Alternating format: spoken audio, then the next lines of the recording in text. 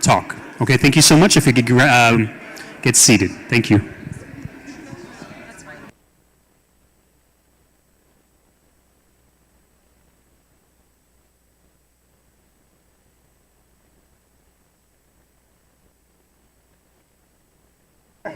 Like, for once he's smiling.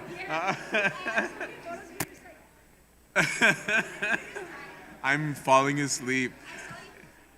I'm usually smiling. Right now I'm just like, I haven't even started and I'm already like, are we done?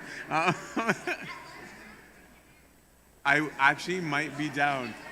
If they let me, I'm actually so down. You get them together. I don't know how to do it. Yeah. Okay, I'm ready. Just get them.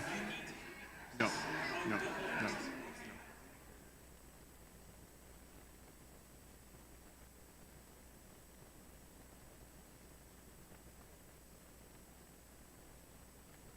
So when they say Buna AP, be like, no. Again, if we could grab our seats, we'll be starting in the next minute with Abuna Antony for his first session. Thank you. Say, Buna Wakwak says, Daddy, you behave. Deal? Okay, awesome. Is your sister scared? Hello, you don't need to be scared.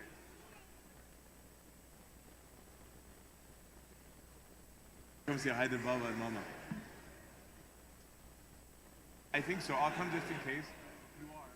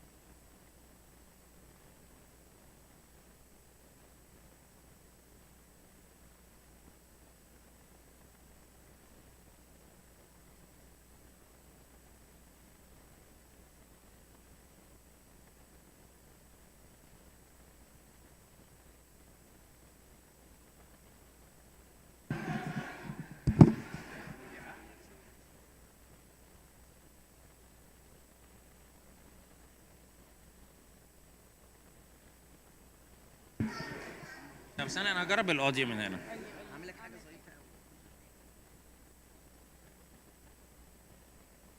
You turn on so you will display. I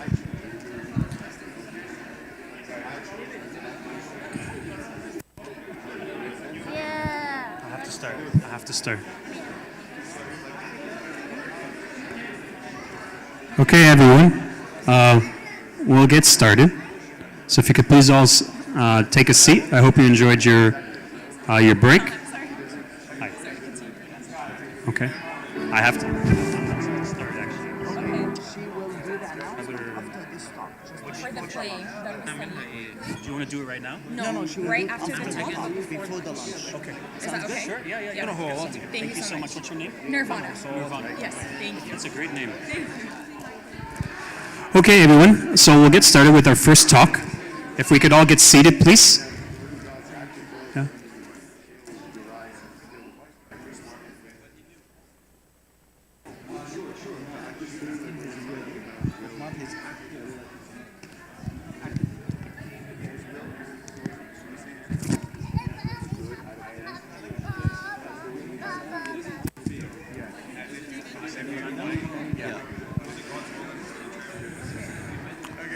Okay, everyone, we'll get started. So our first talk is with Abuna Antony Paul. It's titled The Suffering Servant.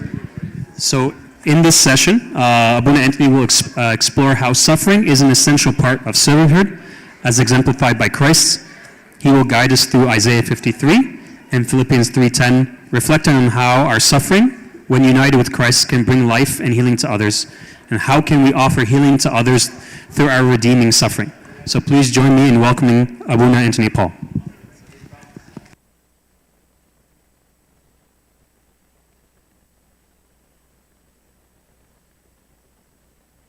Thank you.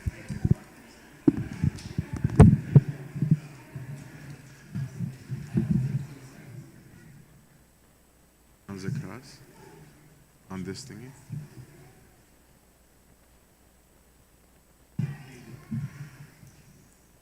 All right. In the name of the Father, the Son, and the Holy Spirit, one God, amen. I'm a little bit rusty, so bear with me. I haven't done this in almost a year, so this whole last few days is weird for me. I'm learning how to suffer. Not doing the talks and stuff. I'm going to stop before I mess up. Each one of the talks, I'm really bad at talks and how to organize them and stuff like that, so just pretend that they make sense. But the talks, I hope, get progressively maybe more practical, but the first one is intentionally, just like if you want to nap, you're fine, but is intentionally a little bit more theoretical at first, just because it's like, you can't do practical without theory. And so it's to understand that concept first, because just giving people random tips without understanding health, you're not going to know how to like put it together. So the first talk, and I'm going to try and zip through things to make time for questions, because I learned my lesson last time and John will cut me off. Shadi will cut me off. But each one of them could be their own series. So I'm just giving like maybe high level, and then that's something that maybe you guys could go deeper in on your own or with your spiritual fathers. Or as the first one, the suffering servant, where we have this image of the wounded healer in Christ, is a very meaningful one, and I actually think it's become a problem. I think we don't like suffering anymore. The previous generations, we used to criticize them as basically being masochists, but now we've swung to this other extreme, where like the world is completely anti-suffering, right? There's whatever is your inconvenience, it's like, let's fix it for you, right? You're tired, we'll give you this magic pill, right? You're obese, we'll give you these pills. I'm not saying those things are bad, right? I'm just saying is that we want to eliminate work, right? You want to, like, even I saw on Amazon, like this machine you can put on your abs to just stimulate it. So it's like you don't even have to do the crunches, it'll do it for you. Where I'm like, really? Thank you, I thought it was funny too. But there's a fundamental necessity to suffering. And actually I feel weird saying that, because theoretically there's not a necessity to suffer. Practically there is a necessity to suffer. God didn't want us to suffer, but we do suffer, and it's inevitable. So I'm going to do background and then get into the servant part, and then the second two talks might be more on the scenarios and the servants and stuff like that. And maybe to the question that the gentleman who's here had before, I want to start first to just saying suffering, whether you want to call that like holy evil or whatever it is, but evil just being something not good or pleasant, right, is a product, as Abuna Cyril was talking about, of free will, right? And so everyone talked to this problem of evil, and it's in philosophy courses, if God is so good and he's omnipotent, et cetera, then why does evil happen? I'm not that interested right now in that issue. What I do want to say from it is that in the story of creation, we were given dominion in two ways that matter for this conversation, right? One is that he gave man the whole planet, right? Is that he said that they will submit to you, that we've given these animals your subjection. That's why Adam names them, right? And he's saying, I've given you authority, dominion is the word used, over the whole entire world. So there's this authority given over material world other than ourselves. And then on top of it, Christ said, or God said, that we were made in his image and likeness, which we talk about a lot. But part of this is autonomy, right? So one of the attributes of God is his ability to have autonomy, to make decisions. So he didn't hold that back when he made us, right? He could have, as the Father is saying, he could have taken that away, but he gave it to us. So the result is I have authority over me, right? I have authority over how I act, and I have authority over the earth. Why do I care to even say that? Is that I'm saying that any evil or suffering that you can imagine is always going to come back to choices made, even if it's not your own, right? Even if it's not even in your own generation. But everything is going to come back to choices that people made, whether choice about the earth, whether choice about themselves, whether it was social choices, whether it was governmental choices, but they are always going to come back to choices, right? And if we don't click like that, our whole narrative of suffering is going to be confused, right? Because then we'll say things like, why did God do that? Where often when people say, why did God do that? My internal reaction, if not external, is usually, why do you assume that he did do that? Right? What if it wasn't him at all? Right? Did he tell you to do that? Right? Of being like, why did God bring me to such and such city? And I'm like, did he? Like, or did you choose to go to that city? And I'm not even being sarcastic. Like, what made you believe that that was a divine calling that God said to go there? Because if it wasn't, then why are you upset about a choice you made? Right? So yes, you're suffering now, and we'll get into that, but and meaningful versus non-meaningful suffering. But why did you assume that it was God? Right? Because there is going to be a problem if you think you're suffering as this victim of this so-called good God, right? When it isn't that, and we say outrageous stuff. I mean, it's Saint Abuna Bishoy Kemen's feast was the other day, and because of his narrative about cancer, for example, I grew up thinking that Abuna Bishoy asked for cancer. I was told that, right? And I was just like, what? Why? And then I was with one of the Alexandrian priests, Abuna Yohanna in Chicago, and so he's showing me of chemo, like Abuna in chemo, and I was like, I was told he refused treatment because he wanted this, and they're like, no, he did chemo. And I was okay, thank you, because I was worked up. I'm just like, because people would say like, oh, you should desire this disease. This is the heavenly disease, and I'm like, who asks for that? Like what is the narrative here? Or even I've had my own battle with illness, so people would say things like, you know, you're suffering because he loves you, and I'm in my head I'm like, I hope he loves you more. But like what is this narrative that we're saying? Give you a great big hug. But freedom is the cause of all of our suffering, but it is also the cause of joy. That's something like, it's not a bad gift. It's just that there is going to be a consequence to our choice, and anything negative that you can imagine is always going to be a consequence of choice. If we pollute the earth and we get acid rain, and the acid rain breaks down a forest, that's not that God wanted to break down a forest. That's that humans did something wrong, right?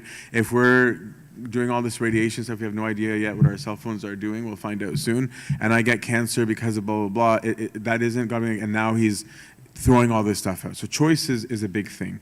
So everything that hurts is a consequence of freedom, okay? So today's focus for me is not our responsibilities toward this or our accountability about evil, as much as just to look at the servant side of things or a Christian side of things about the suffering. So Christ himself took suffering, right?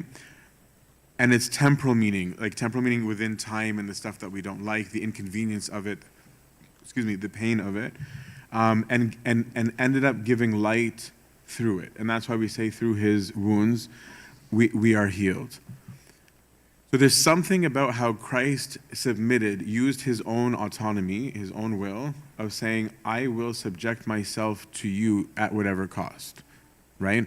And so because of this voluntary aspect of it, right, the intentional, willful accepting of a suffering, it became life-giving. And we proclaim this as glory, right? That's why we even say, Holy God, holy mighty, holy immortal, who in weakness showed what is greater than might, right? Because if it was, the awfulness of it that he was humiliated, and it's humiliating to be on the cross, like, if that was supposed to be all that there was, then there's nothing life-giving about that. It was his acceptance of it that he was able to work through it, and from it give life, right? And that's why if we participate in his crucifixion, we participate in his resurrection. But the only true healer is the triune God. So the only way that we're going to have access to healing is from our uniting to him, right? None of us are going to be the source of healing. right? That's not where it comes from. So if we choose in our suffering to become a vessel of healing, if I say I'm choosing to be united to you, then I can be a healer by cooperating with God, right? Even in my wounds.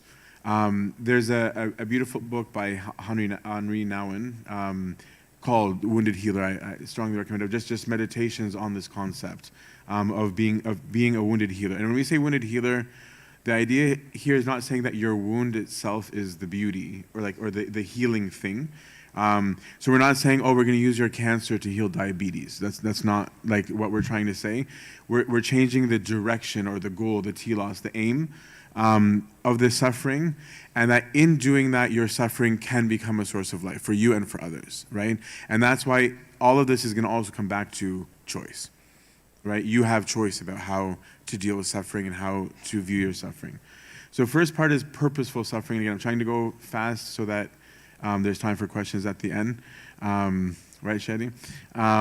So I can start with general advice and concepts of how to work with suffering and then open up. But number one is make your suffering, if you want it to be life-giving, make your suffering intentional, right?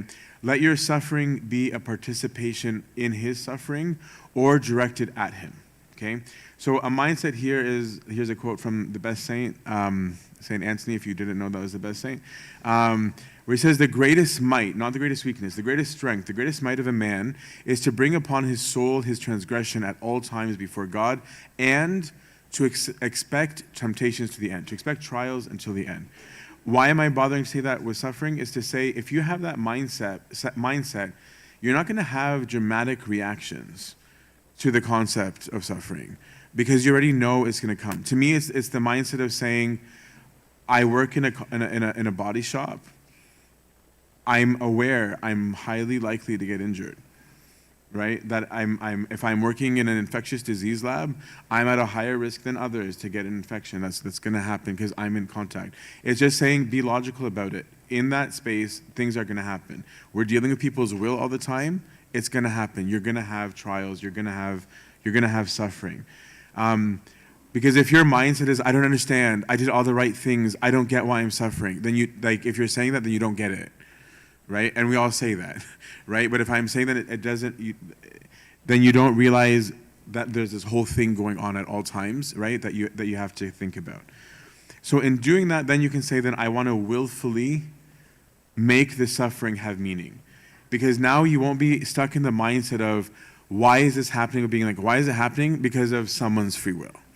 Right? Whether my own, whether someone else's, the why is going to be that. Short of when God has actively caused something to happen, in which he tells you, right? But then you'll have your own kind of peace because you're at least like, okay, at least I know why, right? So I'm eliminating that one from the arm of just saying that one's easier, right?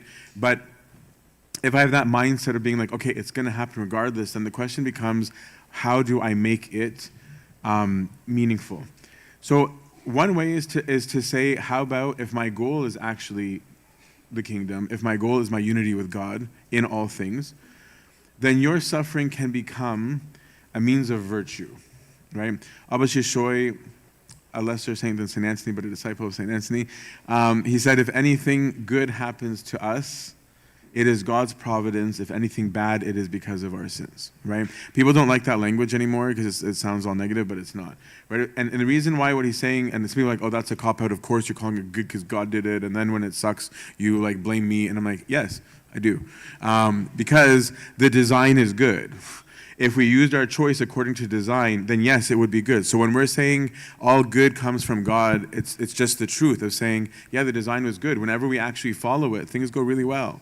Right? When we choose not to, i.e. sin, aka sin, right, of going against the design, yes, things suck, right? And that's where we affect each other. When somebody decides to be ridiculously selfish, you get angry, right? Or someone else becomes selfish, right? If somebody cusses you out, you get upset, right? Whereas if we didn't do those things, we would all be quite happy, right? Things would be peaceful. So if I can view it that way of just being like, okay, if I take that quote from Abba Shishoy, of saying, hey, what did I do wrong in some way to cause this? And then how do I grow from it? right? It doesn't need to be dramatic. Of just being like, oh, I talked too much, and now people are talking about me. I gave them that data by being nonstop, right? Or like, I thought it was okay that because I didn't sleep well, that it's okay to be Mr. Grinch with everybody. And I'm like, why are they jerks to me? It's like, because you're a jerk. And I'm not saying this is always the answer, I'm saying, but it can be, right? And so if I take it and look at it like, what is the thing that I'm doing that has caused my suffering, then suddenly my suffering is very valuable because it's helped me actually grow, right? Now I can actually be like, oh, I didn't realize that I had this vice. I saw it in everybody else because I love to judge, but I did not know that I had it, right? And so when I become alert to it, if I have that kind of saying in mind, I can now use that as a way to be like, it doesn't matter. I did suffer because of the sin, but it was a great suffering because now I don't have that issue. I learned that this symptom that I had a root cause of this disease, and because of the suffering of the symptoms, I can get treatment, right? And so suddenly it can become great, and like I can now have health again because of my experience of suffering, right? This is why the body has like a pain alert, right? Your peripheral nervous system doesn't wait for your brain to think of the pain. It's just like, oh, pain indicates something wrong, right? Remove your it's a warning system, right? That there's something wrong. It can also become a means of your spiritual training. Because if you take it further than just, what did I do wrong? And ask the question of, okay, now that I'm aware of that, where am I weak? Right? Where it's like, where you can become even proactive about it. I remember having a conversation with Abuna Lazarus in Egypt once in like early university days. Just the quote always stuck with me, and so I use it a lot. Where he was like, hey, like, no one wants to fast, right? And he wasn't saying that as a lament of this generation. He meant it like exactly the way it sounds. He was like, no one likes to fast. Why would anybody want to fast, right? Nobody wants to do all of these things or to train virtues, like, because it's difficult. But he was just like, but, right? He's like, if you want to win these prizes, the race that Abuna was talking about, and that's actually what he said, he was like, then we have to. It's not about whether I like to or not. It's find out where I'm weak and I need to train. We must do these things if we want to win that race, if we want to get anywhere. He said to be athlete of God, to train, to put oneself in a harness, is his exact words. Discipline is required to win the prize, right? So I can use that suffering to be a form of discipline, of being like, I've now become aware of not just that I'm a cause of it, but of a point to have training. So it can be like, okay, I discovered that my ego was at fault. Great, that's a great discovery. But then the next part is to say, now how do I train?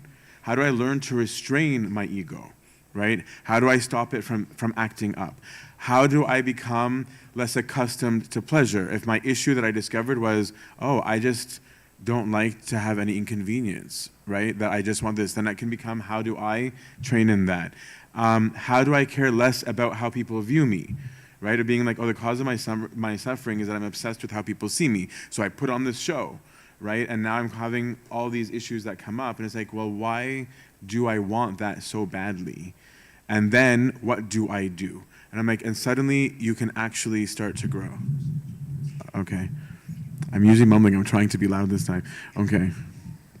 Now I'm eating the mic. So we said virtue training, but then knowledge. And this part I think is really cool, right? Like, but I'm a geek. But you can learn the different shades of different vices and virtues by your suffering, right? I'm going to overdo GI stuff because I've had a great year in GI with surgeries and stuff, and so it's going to be very egocentric. But like as a pharmacist, I cared a lot about GI just from like pathways and how medicines work, but I actually didn't know that much about motility. I didn't know that much about wounds, right? So in not knowing, when I had a gaping hole and I'm like, and nothing first was coming out and then too much is coming out, and then I've got like wounds and scars, it's stuff I didn't know about. So as a result, I would have anxiety at first being like, is this supposed to happen? Like, because I don't know. And I'm like, it stopped. Is it supposed to stop? Right? And the surgeon's like, yeah, relax. That part's normal. Versus ultimately like, that's not normal. I'm like, how did you know? Right? Or with the wound where I'm like, they're like, oh, this wound is looking good. I'm like, I think it looks disgusting. And they're like, oh, this is healing nicely. I'm like, it's oozing blood nonstop. I'm like, yeah, that's good, right? I didn't know that, right? And so I got to see the different phases of wound healing, right? Of being like, oh, that's gross, but it's kind of neat, right? And so in these diseases that we have in our suffering, it's like you can now learn the different shades of vice and virtue, of being like, oh, I thought I was less jealous. I wasn't. Right? Or like my anger has changed, or my lying has changed. I was originally lying for like self-gain. Now I lie all the time. Now I only lie to one person, right? What's underneath that? What are the shades of that are causing that? Like, and then suddenly it becomes more interesting, because then you have much more like individualized therapy, if you will, right? Because you now know what these specific things are, and that knowledge is huge. Right? And we'll get to the service part, but I'm like, I don't want to focus on the service part first, because this needs to penetrate us, is be like, in seeing it, you can understand what might be happening in a group scale, and so you're calm about it, being like, oh, there's an infection going around, right? And you can calm down, instead of, for example, getting worked up by it and flaring it even more. And the result of you not knowing, right, is that you might then finally pursue discipleship. Right? That when you start saying, I now know that I have this issue, this is what's going on, but I don't get it, I don't even know how to fix it, then you suddenly have the nucleus of what you need to go ask about, right? Then it won't just be like, hey, I did this wrong. Okay, cool, Allah halak, right? God absolve you. And it's like, but how do I fix this? How do I get treated? Now there's discipleship. Then maybe you'll be like, you know what, people find spiritual reading boring, and it's like, okay, but now I'm going to read about something that affects me. It's personal. How do I stop this? Or how do I learn more about this, right? It might be which sermons I'm now going to listen to. I hope it would be with your spiritual father, thing of being like, okay, how do I train on this? And then suddenly you might actually be excited because you're learning more, right? And then you might actually start seeing effects, and it might get you excited about other things. And often when you're treating one symptom, you're often treating multiple things at once, not even realizing it. And then suddenly what was theory to you is no longer theory, right? Then suddenly it becomes a living thing. We're like, yeah, I know that, right? I now know a whole ton of stuff about me from my bad, right? Where I'm like, oh, I don't do well in this environment because I'm really weak here, here, and here. So I'm like, okay, if I'm being sent back into that, I'm running to my Father confession, being like, I need like muscle workouts to work out that muscle group, because in my normal environment, I don't have to deal with that. But over there I do, right? Where there I'm going to be challenged more, right? And this is the benefit of community. I always tell the story of like, when I was a novice at the monastery, I was at the time confessing with His Eminence. And I came to him and I was like, there's this monk that was testing. So he cussed me out without using cuss words, but he monastically cussed me out. And so I was sitting with Sayyidina in confession, and I'm like, okay, I didn't tell him who. I'm like, a monk cussed me out. And I go, and Sayyidina, I said all the right things. I did all the monastic things. I like beat my breast, akhtit, sabuna, I've sinned, and all that stuff. And I was like, but I was definitely cussing him out in my head. Like where I was just like, you're not even a monk. On who do you think you are to test? And Sayyidina was like, excellent. And I was like, I didn't think it was that good. But he was like, no, because when you're in your cell, when you're in your room, right, no one disturbs you. Of course, you didn't know that you have no patience. You thought you did, but you don't, right? You thought you're long-suffering. You're not. And it was only when this interaction happened that it came out, right? So then I was like, oh, okay, cool. So yes, I'm like, it made me aware even now, but now I was thinking about different shades. Now it's new shades, right? Now it's just like, I might be selfish in all my time in my cell, but I also might need to, like, it's changed my approach to my cell, right? When do I need to go? When do I not go in? And then there's these new discussions I'm having, right, about that kind of thing. So knowledge and then experience, right? In working for victory, you get to see what goes into it. Right? By struggling through the process, you learn the process, right? Like it's one thing to just talk about process, but only by actually going through it, then you learn it. And God comes near to those who are suffering. Like that's why there's these new experiences that you might have, right? Is that this is one thing near and dear to God's heart, because He shows solidarity with the person suffering because He did. Right? And so He speaks often about the victims, about the unjust, about the oppression, about all these things. So if I'm going through suffering that has nothing to do with me, God is near, and that feeling is beautiful, right? When the greatest Saint Antony was literally beat up by the devil, right? The result of him, after he was struggling, was Christ himself appearing to him, right? And Christ himself healing him, and Christ himself saying, way to go, good job. I can't imagine how good that felt, right? When I was in the hospital, when my Metropolitan flew all the way from California to spend 3 hours just to see how I was doing, right? What a beautiful experience, right? I'm trying to say is that feeling of love, that is a result of suffering, right? Was like, who am I that you just did that? You're literally going to turn around and take a 6-hour flight back, right? It was not on your way, right? That experience suddenly becomes a big a source of strength to you, right? That suddenly your misery of your suffering has a beauty to it that you actually like, where you can be like, yeah, it sucked, but Christ appeared. It was crazy, right? And so then these people are like, oh wow, okay, I'm gonna take courage from that. I'm gonna struggle too, because I would love to have had that experience, right? There's beautiful things that come out of it. And because of that experience, it will help us understand other people, right? I remember a specific moment during when I was in the hospital where just my brain was gone and things sucked, with infections, but it was no one could get it. They can't. Everyone was very, very nice, but what's going on is there. And before I had gone off for what was supposed to be a simple surgery, there was this person in the area that I was serving in that I wanted to do a tough love thing with, right? Where I had been preparing for it, and I'm not usually I'm usually the friendly guy, but I was no, I'm ready to kick his butt. And I had all these things in my mind that I was ready to say, and I kept delaying sending it, right? Because I was I want to be nearby and not on a trip for when he replies, because I don't want to just punch him out and not be there. And so thankfully it got delayed, because in my own experience, I was you felt like you're in the dark, right? And so I want to tell this person of you need to do this, and if you just self-pity yourself, this is what's going to happen, yada, yada. And I'm it clicked for me. I'm oh, that, some people need tough love, but this guy definitely didn't, right? I'm this is somebody who's walking in the dark, who everyone is yelling at him for being in the dark. And everyone's telling him stories about what it's like to be in the light. And a bunch of people are saying you wouldn't be in the dark if you didn't blah, blah, blah, blah, blah.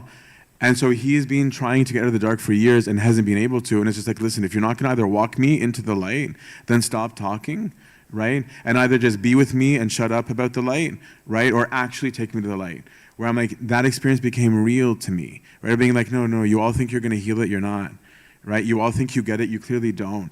Everyone got excited about the different things they're going to do, none of them worked, right? And so that experience of going through that, right, made it be no, that person isn't just self-pitying. There might be some self-pity there too, right? That might need to get treated, but now I can understand it. So that now I'm not the taunt being God loves you so much and that's why you have cancer, right? Of being wow, right? But the person's experience to be might know that even if they see some truth in that of I might not say that to this person, but there's a difference in it, right? Now when I go to someone's hospital room, I'm you need a tablet, you need to hack into your TV so that you can stream. You need to do there's this solidarity thing that's happened, right? By going through it. This is Abba John the Short. There's a famous story that we don't tell these stories anymore. There's this famous story where St. John the Short, who's a great guy but not as great as St. Antony, where he was excited. He goes to his Abba and he's like, I prayed that I have no temptation, and the Lord heard me. And he was so excited. It's great, I have such a happy life. And he was whoa, quickly, go pray for it back. Right? He's what? And he's go pray for it back. And he was you won't enter the kingdom without this. Right? And so he went back and he's okay, Lord, I don't ask you to take it away, but at least give me the grace, give me the strength that I need to get through it. If you don't know what it's like to struggle at work, how do you help someone struggling at work? If you've never struggled with how to pray, right, with how boring you find it, or how your mind wanders, or I don't have the time for it, how on earth can you meaningfully help somebody who's telling you that? Are you just going to throw theory at them as well, right? Are we going to all get sick because no one actually knows how to heal? Right? It's by going through the symptomology that we can discover how to deal with the disease, right? That's how we get there. If you've never struggled in your marriage, if you've never struggled with addiction, then don't talk to people, right? We want monks, for example, to work before they enter, right? Like of not just entering right out the gates, and I would hope for priesthood too, is because there's something that happens by your struggles that you gain experience, and in your experience you can now actually connect and relate and advise properly, right? Imagine telling somebody who's just had a baby of being like, and she's like, I don't have time, I'm so tired. I'm like, you have all the time in the world. I don't understand why you're not praying the whole Akbeya. Right? Of being like, look at your hours, look at the math. Your kid sleeps every 2 hours and you wake him up to feed. You have 2 whole hours, right? You could yell at someone, say that, and they'll probably cuss you out, right? Because you have no idea, right? If you don't go through it or see someone go through it or have some experience of it, you're meaningless, right? That suffering becomes so useless. But it also does something cool, which is camaraderie, right? Like when there's a sense of we're all battling together, right, is that suddenly I can love my general, Christ, who suffered for us and that I'm following towards the cross. He's not, you guys go fight, I'm going to go watch from over here, right? He's joined in and is the leader. But even with my fellow soldiers. But first towards our general, saying, it makes me want to seek him out, seek his attention, seek his face, seek his words, seek his comfort, seek his instruction, right? Of being like, I want that. Right? When I have that feeling of suffering, then we know it. War is not fun, and it does. I don't know if any of you guys have watched, I don't remember what it's called. There's that Netflix World War II series from like 10 years ago. Everyone loved it. That sense of their Band of Brothers, I think it was called. But the camaraderie in the trenches, right, was something so beautiful. It was something that surpasses any experience of a lifetime, even though it sucked. It was awful. You could die any day, and they did, right? You don't have access to good food, but the unity in that suffering for that real goal brought them together. It made it life-giving, right? Versus like, yeah, you go fight over there, you might get shot. I'm over here, oh, too bad he died, right? That's not the mood in war. It's like, oh no, right? And then it's like, at all costs, what do we do? How do we protect each other? But you'll only have that if you think the battle is worth fighting for, right? That's like you have to have that aim, that telos, and that understanding. And if you ask for your suffering to be healing to others, then your service can be effective. And I mean this in so many ways, and I'm only doing a high level because of time. But for example, let's say you're suffering because someone's angry at you and wrongfully. If you say, Lord, let this person be angry at me, just intentionally, it's about choice. That's what he said. All of this comes down to choice. It's not about whether it's really what it means. Lord, how about let this person be angry at me because they already are, rather than at someone else. Right? I could fight off this thing, this uncomfortable suffering that's mad at me. Like, do you even know that I had nothing to do with it? It was actually so-and-so's fault, right? It's like, well, why not accept the suffering willfully and say, better that I suffer, I can handle it, I know the truth, right? Then expose this other person and cause them to stumble or fall. Why do I need to expose? Why can't my suffering suddenly become life-giving by how I choose to use it, right? Then it's purposeful. 5 minutes? Oh, dang. Before questions or before done? Okay. Got it.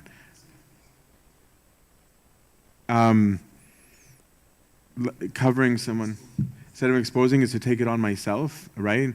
So that the other person, sorry, my brain is gone, isn't. I thought we had 20 minutes, so I'm going to be on hypersonic speed. Or how about my suffering because of unity or reconciliation for others? It's okay that I'm the bad guy. Others are reconciled. Of saying, you know what, for the sake of the service, for the sake of the peace of the service, let me accept the suffering of not getting my way, right? Of saying, let me accept the suffering of letting people think badly of me to prevent someone else who can't handle that from having to go through it. All of these active choices suddenly make your suffering mean something, right? There's a story that I heard as a kid that I've never forgotten. I don't know if it's Coptic urban legend, but I love it. Of this kid who went into his father's confession, and he started suddenly confessing out of nowhere, like hardcore stuff that he's never done in his life, where he's suddenly a drug addict and doing all sorts of random stuff. And the priest is like, who are you? Like, what is going on? And so he was like, okay, here are your spiritual exercises. You can do these matanyas, blah, blah, blah. And it turned out, as it happened, like he found out way later, the kid was confessing someone else's sins. That's how badly he felt for this other person. He's saying, how about I take on this whole thing, and if that saves my brother, then I'll do it. I'll take it on for it. So I will zip through needless suffering just as a concept.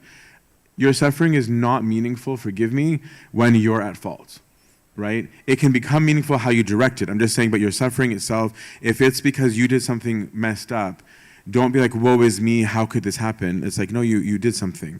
Or when you're seeking sin, where it's like, I don't know I have AIDS, I've been sleeping with everybody, right? I'm doing hyperbole for the sake of time. It's like, no, that's not because someone did something to you, right?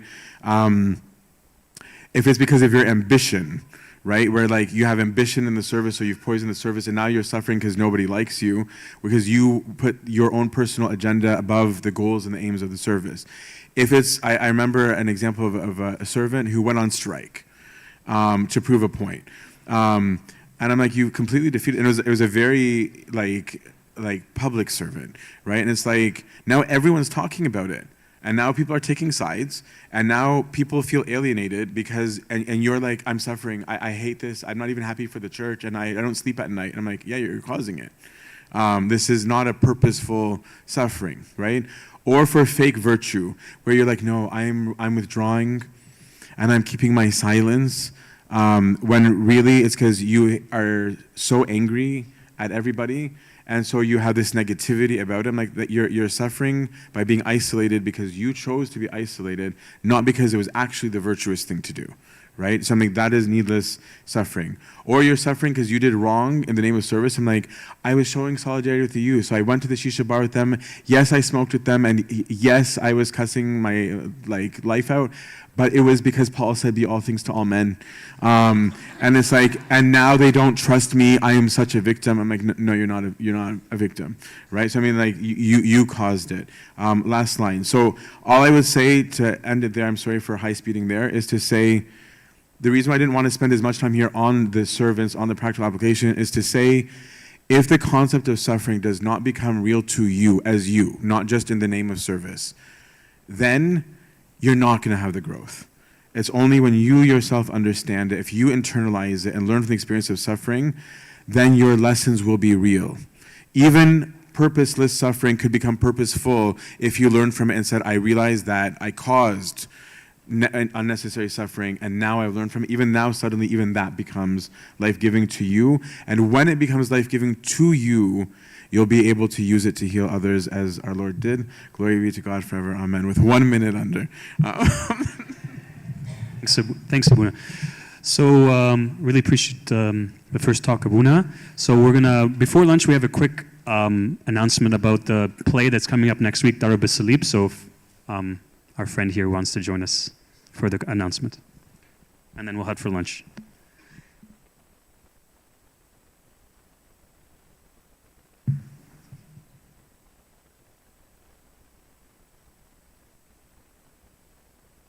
Hi, everyone. Sorry, just a really quick announcement. If you haven't heard already, there is a play that's happening next weekend on Friday and Saturday.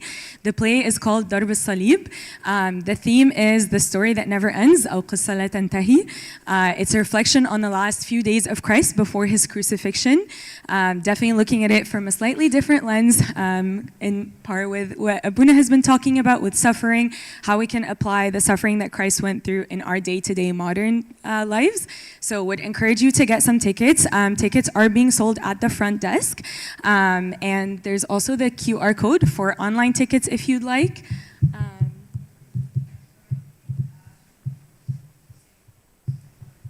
Online. You can't hear me? Can you hear me now? Okay, so like, how about that?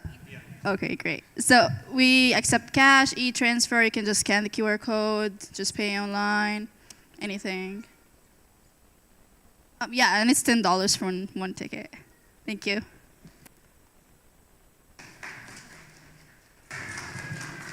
Okay, thank you so much. So next we're going to have our lunch from 1:15 to 2:15. So please be back here by 2:15 for our next session, for the praise and worship and next session. Thank you.